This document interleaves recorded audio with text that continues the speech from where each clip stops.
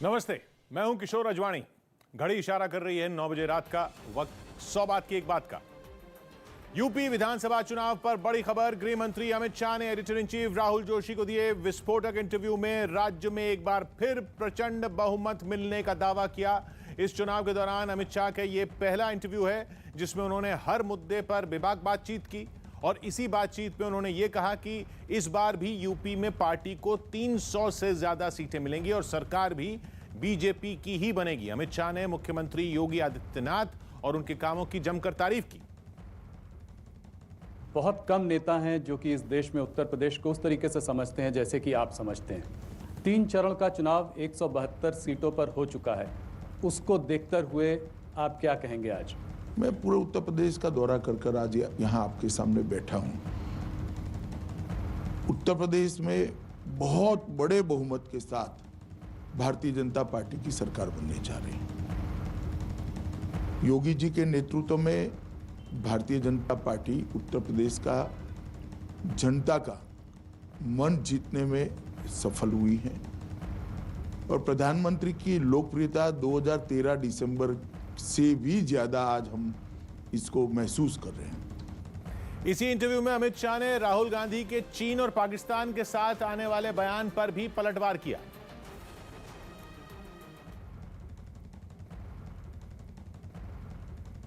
लोगों की वजह से चाइना और पाकिस्तान साथ में आ गए हैं और ये हमारे लिए एक बहुत बड़ा डेंजर है। क्या कहेंगे आप? राहुल गांधी जी को देश का इतिहास मालूम नहीं।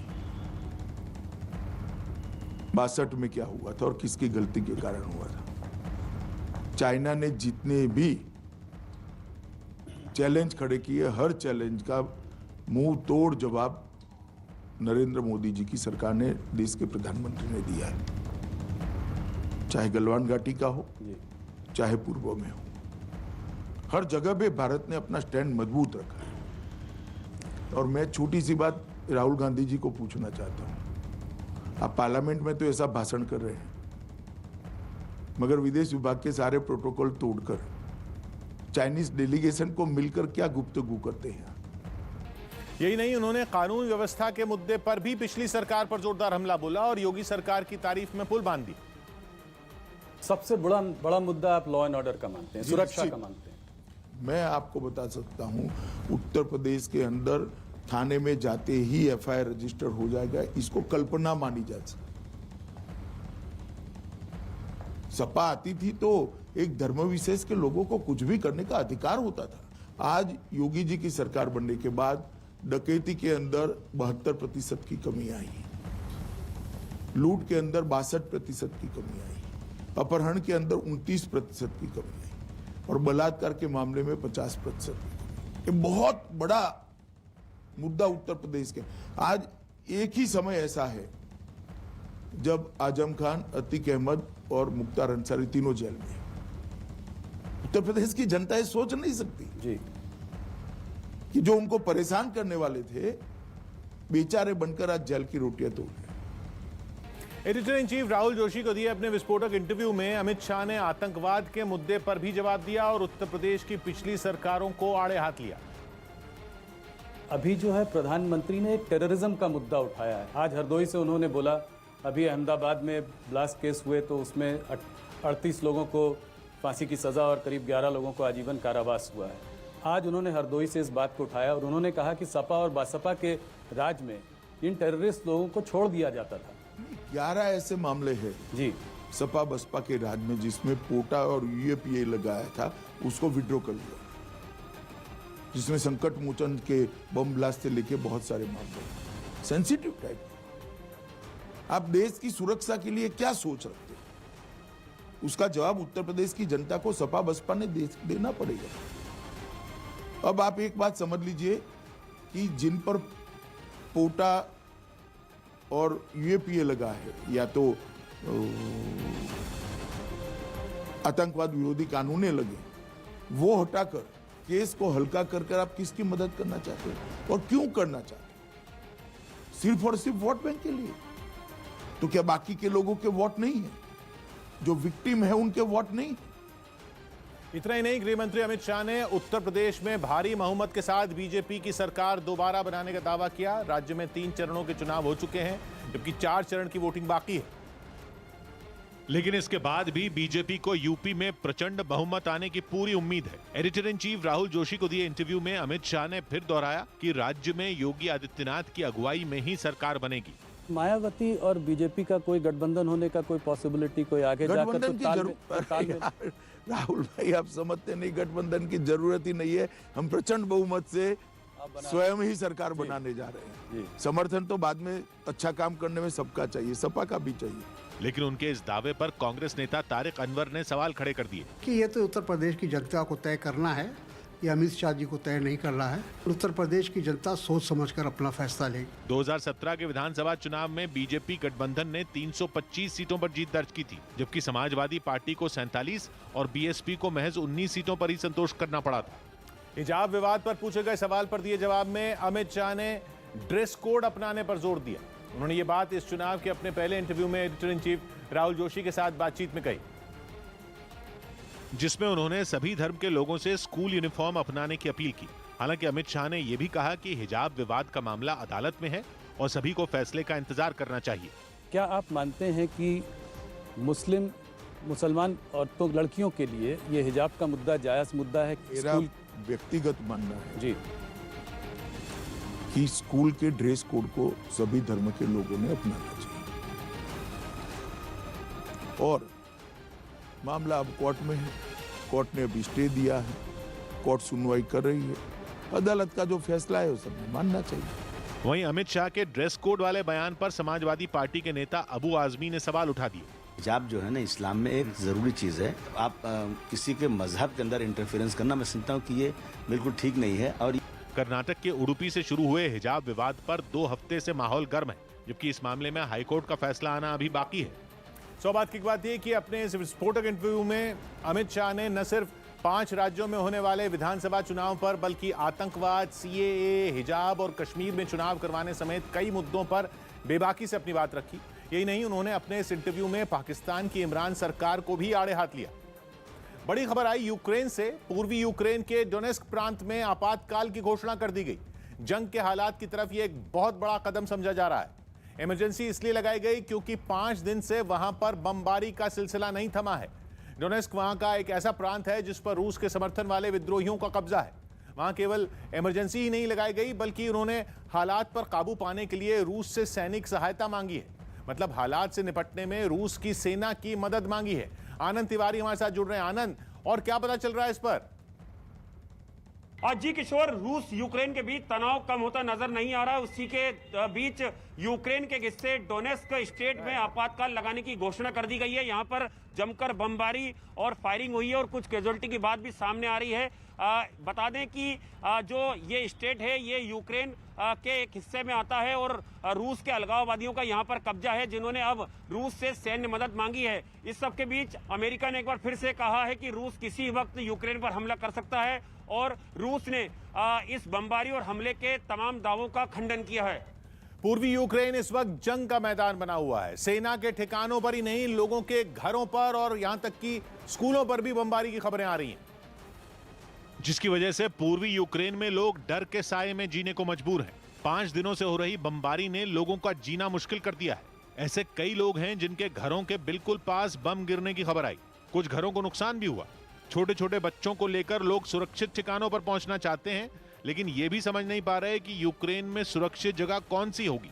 इससे पहले यूक्रेन के एक स्कूल की बिल्डिंग को बमबारी से हुए नुकसान का वीडियो सामने आया था, लेकिन सबसे ज्यादा हैरान करने वाला वीडियो तो रूस की एक सरकारी एजेंसी ने ट्विटर पर डाला। वीडियो में दावा किया गया कि रूस के रोस्तोव में बम गिरा। ये बम यूक्रेन की तरफ से आने का दावा किया गया। हालांकि कोई बड़ा नुकसान होने की बात सामने नहीं आई, लेकिन रूस में बम गिरना इस विवाद में अब तक की सबसे बड़ी खबर है, क्योंकि अभी तक बमबारी की खबरें केवल पूर्वी यूक्रेन से आ रही थीं, जहां रूस के समर्थन वाले विद्रोहियों का कब्जा है। हालांकि रोस्तोव का इलाका जहां बम गिरने की बात कही गई, वो यूक्रेन की उसी पूर्वी सीमा के पास है जहां पहले से बमबारी चल रही है। मतलब पूर्वी यूक्रेन से डोनेस्क प्रांत के पास। दावा यह है कि वहां यूक्रेन की फौज लगातार विद्रोहियों पर बम बरसा रही है, जबकि यूक्रेन की फौज लगातार सफाई दे रही है कि उसने अब तक विद्रोहियों पर कोई बम नहीं गिराया। यूक्रेन के मुताबिक बमबारी केवल विद्रोही कर रहे हैं। इस बीच अमेरिका ने आशंका जताई है कि रूस फॉल्स फ्लैग अटैक की योजना बना रहा है। फॉल्स फ्लैग अटैक का मतलब है कि एक नकली हमला, मतलब खुद ही रूस की योजना अपने ही सैनिकों पर हमला कर और फिर उसका दोष किसी और पर मढ़ देने की है।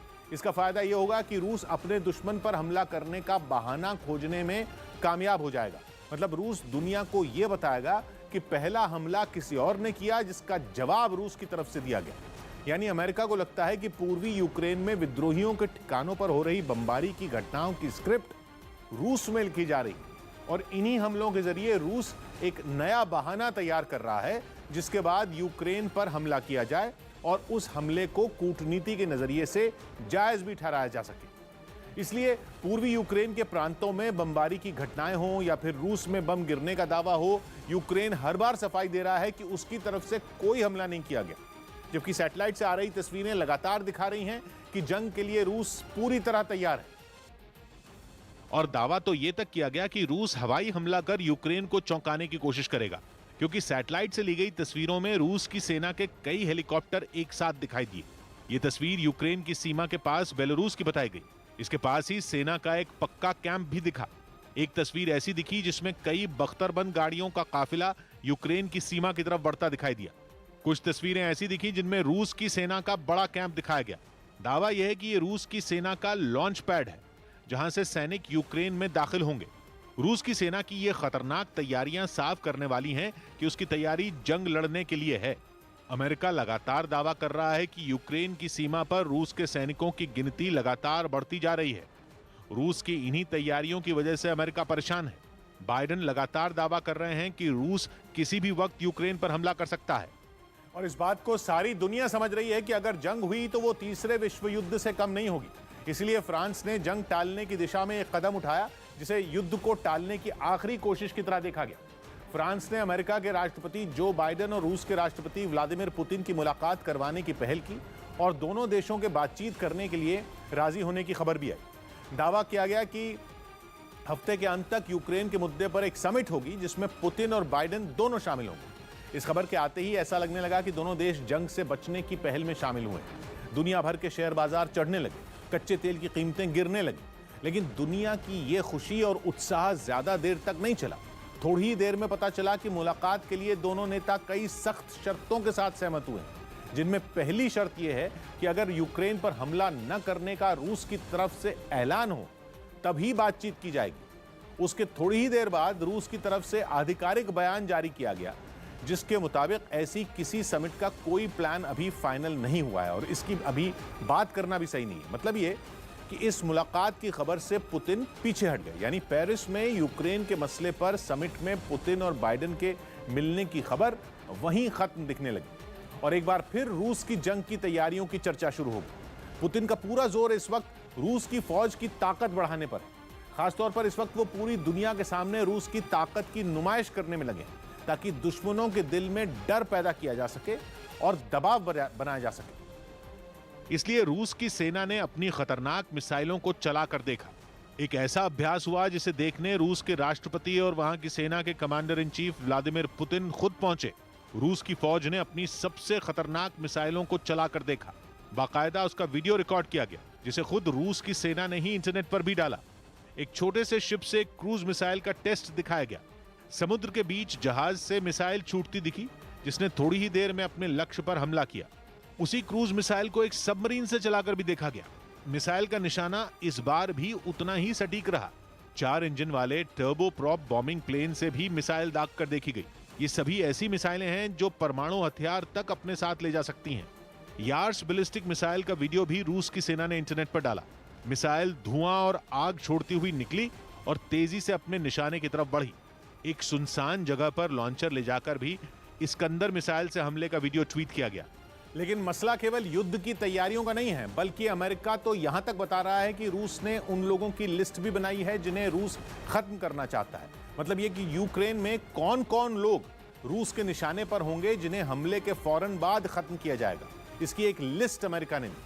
अमेरिका का कहना है कि रूस केवल यूक्रेन पर हमला नहीं करेगा, बल्कि यूक्रेन पर कब्जा करने का उसका काफी आगे तक का प्लान है। और उसके रास्ते में जो भी लोग रुकावट बन सकते हैं उनकी भी लिस्ट पुतिन की टीम तैयार कर चुकी है। अमेरिका का दावा है कि रूस की सेना यूक्रेन में दाखिल होते ही इन लोगों की टारगेट किलिंग करेगी, मतलब उन्हें चुन चुन कर खत्म करेगी। इसके अलावा बड़े पैमाने पर मानवाधिकारों के उल्लंघन की आशंका भी अमेरिका को अभी से सता रही है, जिसके लिए अमेरिका ने संयुक्त राष्ट्र को चिट्ठी लिखकर चिंता जताई है और रूस को सावधान करने की अपील भी की गई। हालांकि बड़ी बात यह है कि यूक्रेन अब जंग के काफी करीब दिख रहा है। कुछ ऐसी घटनाएं हुई जिनकी वजह से अमेरिका को भी लग रहा है कि जंग छिड़ने में कुछ दिन नहीं बल्कि कुछ घंटों का वक्त ही बाकी। और पेंटागन ने यह आशंका जताई कि किसी भी वक्त यूक्रेन पर रूस का हमला होने वाला है। पेंटागन की इस आशंका की वजह भी सामने आई। कुछ समाचार एजेंसियों ने दावा किया कि पुतिन ने रूस की सिक्योरिटी काउंसिल की एक आपात बैठक बुलाई है। सिक्योरिटी काउंसिल वहां की एक बेहद ताकतवर संस्था है जिसकी मंजूरी किसी भी बड़े कदम से पहले ली जाती है। हालांकि दुनिया भर में जिस तरह से कूटनीतिक कोशिशें शुरू हुई उससे भी लगने लगा कि जंग करीब है। एक तरफ फ्रांस की कोशिश चल रही थी कि दोनों बड़े नेताओं की बातचीत हो जाए, दूसरी तरफ जर्मनी के चांसलर के पुतिन से फोन पर बात करने की खबर आई। इसीलिए पूरी दुनिया को दुनिया की महाशक्तियों के टकराने की घटना करीब दिखने लगी। बहुत से देशों ने अपने नागरिकों को यूक्रेन से निकालने की कोशिश भी शुरू कर दी। सभी की कोशिश यह है कि जंग का ऐलान होने से पहले अपने नागरिकों को यूक्रेन से निकाला जाए। अमेरिका के कुछ अधिकारियों ने तो ये तक कहा कि अगर जंग हुई तो कमर्शियल उड़ानों पर रोक लग जाएगी, जिसके बाद लोगों का यूक्रेन से निकलना मुश्किल हो जाएगा। इसीलिए भारत ने भी अपने नागरिकों को यूक्रेन से निकालने की दिशा में कदम तेज कर दिए। एयर इंडिया की कुछ उड़ानों का ऐलान किया गया जो 22, 24 और 26 फरवरी को कीव से उड़ान भरेंगी। तीनों ही दिन कीव से चली एयर इंडिया की उड़ानें सीधा दिल्ली पहुंचेंगी। यूक्रेन में भारतीय दूतावास भी भारत के नागरिकों के संपर्क में है और लोगों की मदद के लिए हेल्पलाइन की शुरुआत की गई। हर साल हजारों भारतीय छात्र मेडिकल साइंस की पढ़ाई के लिए यूक्रेन जाते हैं। यूक्रेन में फंसे भारतीयों में सबसे बड़ी तादाद ऐसे ही छात्रों की है। सौ बात की एक बात यह कि यूरोप के कई देश इस बात की आशंका जता रहे हैं कि अगर जंग हुई तो वो 1945 के बाद की दुनिया की सबसे खतरनाक जंग होगी। ऊपर से दुनिया की महाशक्तियों के टकराने का मतलब होगा बहुत बड़ी तबाही, इतना बड़ा नुकसान जिसका अंदाजा भी लगाना मुश्किल। इसीलिए दुनिया के कई बड़े मुल्क अब भी कूटनीति का रास्ता खोजने में लगे हैं। गायक जस्टिन बीबर को कोरोना हो गया। कनाडा के गायक जस्टिन बीबर की कोरोना रिपोर्ट पॉजिटिव आई। इसके बाद अमेरिका में उनके कई संगीत कार्यक्रम बदलने पड़े। दिल्ली के पास उत्तर प्रदेश के गाजियाबाद में एसएसपी ऑफिस के परिसर में एक दंपति ने खुद को आग लगाने की कोशिश की। हालांकि पुलिस ने ऐसा करने से पहले ही उन्हें रोक लिया। उन्होंने आरोप लगाया कि उनकी शिकायत नहीं सुनी गई, जिसके बाद उन्हें मजबूरी में यह कदम उठाना पड़ा। हमारी कोई सुनवाई नहीं हो रही। परसों भी हमारे साथ झगड़ा करा, लेकिन कोई नहीं करा, कुछ नहीं करा पुलिस ने। पुलिस ने दावा किया कि इस मामले में दूसरे पक्ष के लोगों से पूछताछ की गई, लेकिन उनके खिलाफ कोई सबूत नहीं मिले। हंगामे के बाद पुलिस ने फिर से जांच करने का भरोसा दिया। लेकिन उनका कहना है कि हमारे आरोपों की सही से जांच नहीं हुई। इसमें अग्रिम स्तर पे गैजेटेड ऑफिसर को मौके पर भेज के इसकी जांच करवाई जा रही है। मध्य प्रदेश के ग्वालियर में चोरों ने एक रात में 3 एटीएम में चोरी की। ये बदमाश इन एटीएम में रखी लाखों रुपए की नकदी लेकर फरार हो गए। भारतीय महिला क्रिकेट टीम और मेजबान न्यूजीलैंड के बीच सुबह चौथा वनडे मैच खेला जाएगा। ये मैच भारतीय समय के मुताबिक 3:30 बजे से शुरू होगा। 5 मैचों की इस सीरीज में भारतीय टीम अभी 0-3 से पिछड़ रही है। पश्चिम बंगाल के सिलीगुड़ी में तेंदुए को पकड़ने पहुंची वन विभाग की टीम को खासी मशक्कत करनी पड़ी। वहां नक्सलबाड़ी इलाके में एक तेंदुआ दिखने से अफरा तफरी मच गई और उसे पकड़ने के लिए लोगों ने वन विभाग की टीम को बुलाया। लेकिन उनके पहुंचने से पहले ही वहां इतनी भीड़ जमा हो गई कि तेंदुआ डरकर पेड़ के ऊपर चढ़ गया। उसे पकड़ने पहुंची टीम के लोगों ने उस पेड़ पर एक रस्सी बांधी और फिर उसे वैन की मदद से खींचना शुरू किया। जैसे ही पेड़ हिला, तेंदुआ जमीन पर आ गिरा और जान बचाने के लिए दूसरी तरफ भागा, लेकिन फौरन एक वनकर्मी ने ट्रैंकुलाइजर की मदद से उसे बेहोश कर दिया। इसके बाद कुछ लोग उसे जाल में बांधकर वैन तक लेकर आए, जहां से उसे ले जाकर जंगल में छोड़ दिया गया। सौभाग्य की बात है कि सिलीगुड़ी के जिस इलाके में ये तेंदुआ दिखा वो जंगल के करीब है। आशंका जताई गई कि खाने की तलाश में तेंदुआ रिहायशी इलाके की तरफ निकल आया। हालांकि वन विभाग के लोगों ने बताया कि उसे वापस जंगल में ले जाकर छोड़ दिया गया। रांची में सीबीआई की स्पेशल कोर्ट ने चारा घोटाले में आरजेडी अध्यक्ष लालू यादव को 5 साल की सजा सुनाई। 15 फरवरी को कोर्ट ने लालू यादव समेत 38 आरोपियों को 139 करोड़ रुपए के डोरंडा कोषागार से जुड़े चारा घोटाले में दोषी ठहराया था। और इसी मामले में सीबीआई की स्पेशल कोर्ट ने लालू यादव को 5 साल की सजा सुनाई और उन पर जुर्माना भी लगाया। कोर्ट की ये पूरी कार्यवाही वीडियो कॉन्फ्रेंसिंग के जरिए हुई, जिसमें आरजेडी अध्यक्ष भी वर्चुअल तरीके से ही शामिल हुए।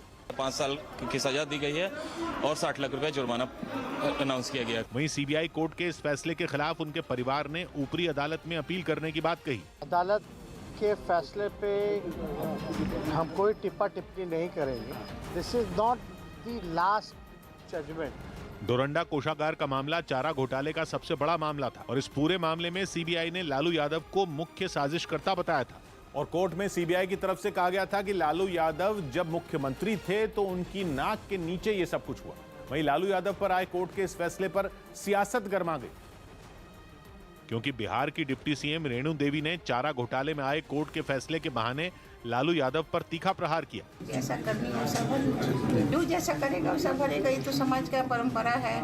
उनके इस बयान पर आरजेडी नेता जगदानंद सिंह ने भी उन पर पलटवार करने में देर नहीं की। नाथूराम गोडसे और सावरकर की भाषा को बोल रहे हैं। कोर्ट के फैसले के बाद लालू यादव ने भी ट्वीट किया, जिसमें उन्होंने आखिरी दम तक अन्याय और असमानता से लड़ने की बात लिखी।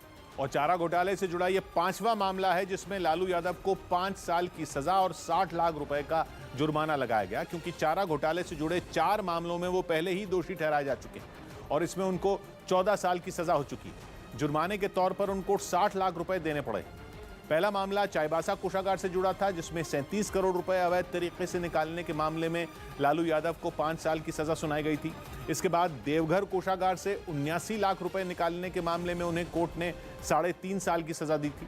फिर चाईबासा के ही कोषागार से 33 लाख 13 हजार रुपए के गबन के केस में उन्हें 5 साल की सजा दी गई थी। यही नहीं, उन्हें दुमका कोषागार से 3 करोड़ 13 लाख रुपए निकालने के आरोप में 7 साल की सजा सुनाई गई थी।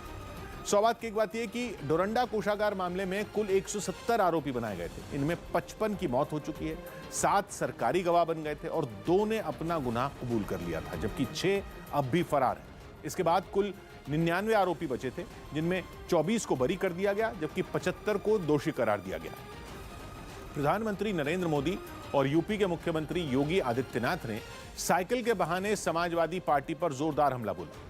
इसकी शुरुआत एक रोज पहले हुई, जब प्रधानमंत्री उत्तर प्रदेश के हरदोई में रैली करने पहुंचे, जहां उन्होंने अपने भाषण में 2008 के अहमदाबाद सीरियल ब्लास्ट का जिक्र किया।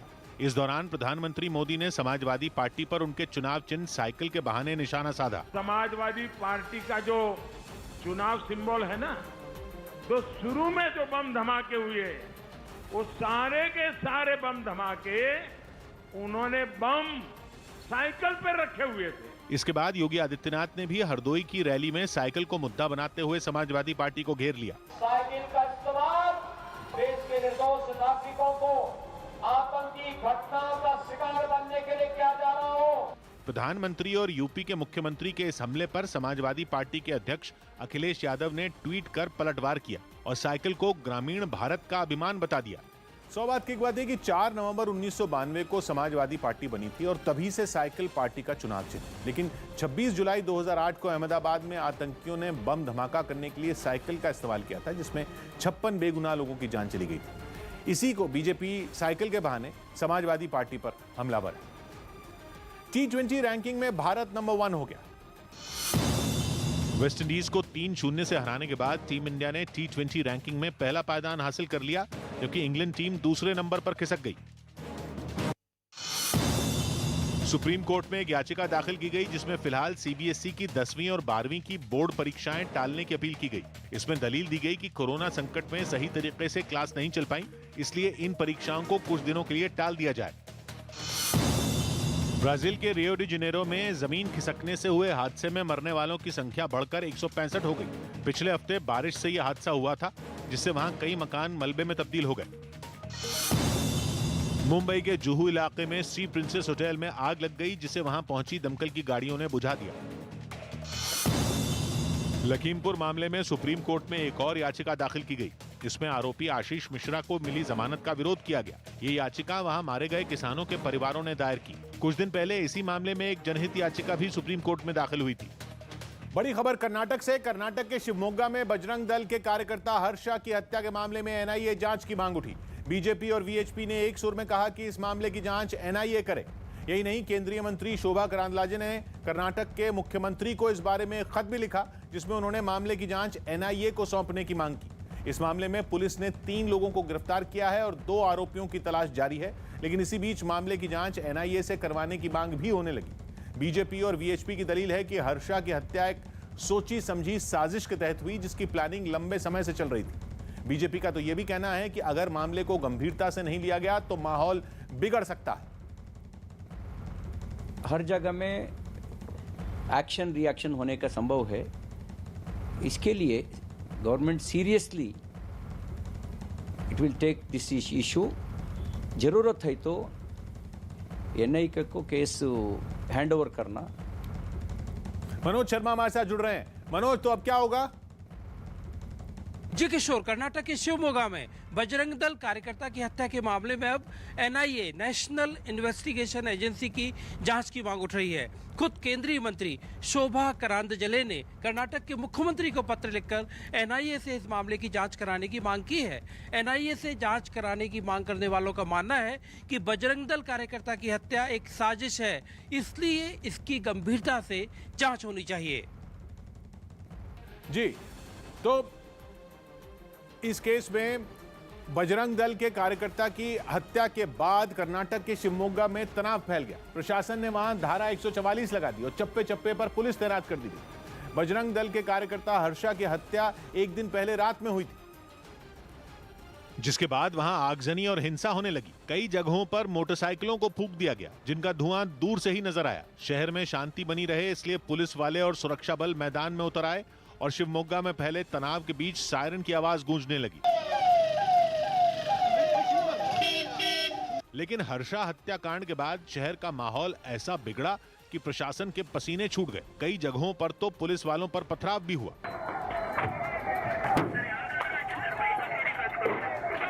लेकिन पुलिस डटी रही। उसने मोटरसाइकिलों में लगी आग बुझा दी। शुरुआती जांच में पता चला कि बजरंग दल के कार्यकर्ता हर्षा की हत्या चाकुओं से गोद कर की गई थी और आरोपी उसकी हत्या के बाद फरार हो गए थे। रात में जब हर्षा पर हमला हुआ था तो उसे आनन फानन में अस्पताल ले जाया गया था, जहां उसने दम तोड़ दिया था, जिसके बाद उसकी मौत की खबर जंगल की आग की तरह फैल गई, जिसकी वजह से शिवमोगा में रात में ही हालात बिगड़ने लगे। हर्षा के समर्थक घटना वाली जगह पहुंचे, उनकी पुलिस से बहस भी हुई, जिसके थोड़ी ही देर बाद शुरू हो गया हिंसा का सिलसिला। रात के अंधेरे में सड़क किनारे खड़ी मोटरसाइकिलों में लगी आग ने प्रशासन की नींद उड़ा दी। टूटी हुई गाड़ियों की तस्वीरें भी सामने आईं। आनन फानन में दुकानें बंद करवा दी गईं और लोगों को घरों में रहने के लिए कहा गया। यही नहीं, पुलिस ने शिवमोगा में धारा 144 लगाने की घोषणा भी कर दी।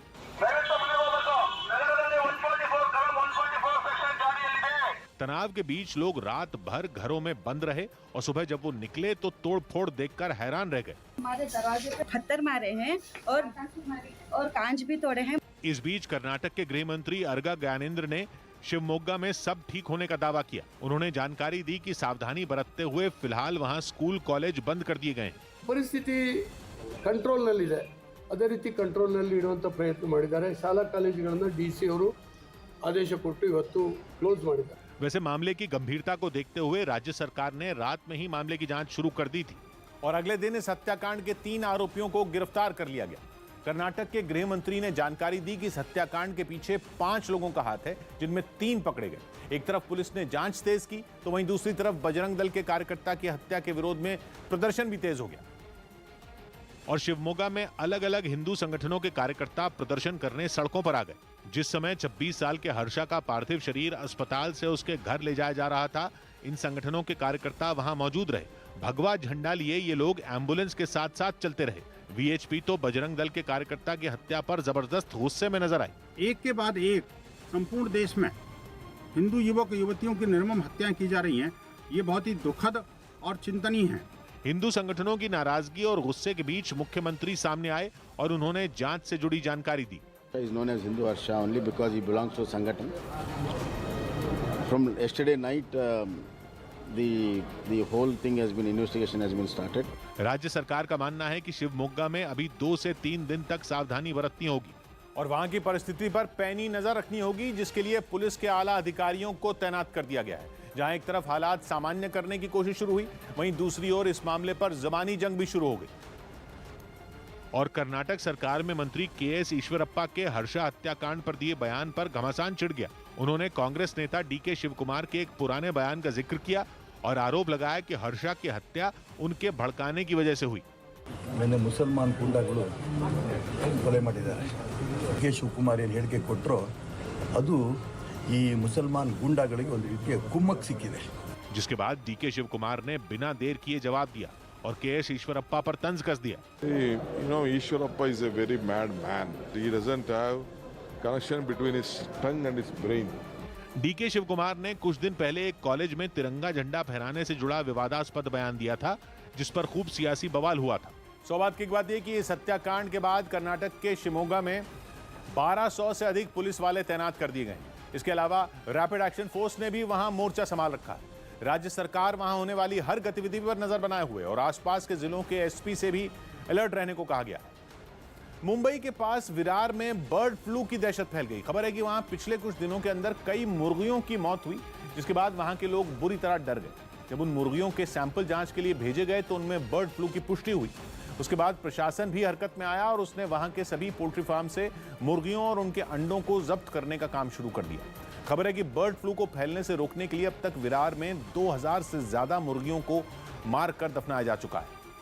सौभाग्य की बात यह कि पिछले हफ्ते ही ठाणे के शाहपुर में बर्ड फ्लू के कई मामले सामने आए थे और बर्ड फ्लू को फैलने से रोकने के लिए वहां भी करीब 3000 मुर्गियों को मारा गया था।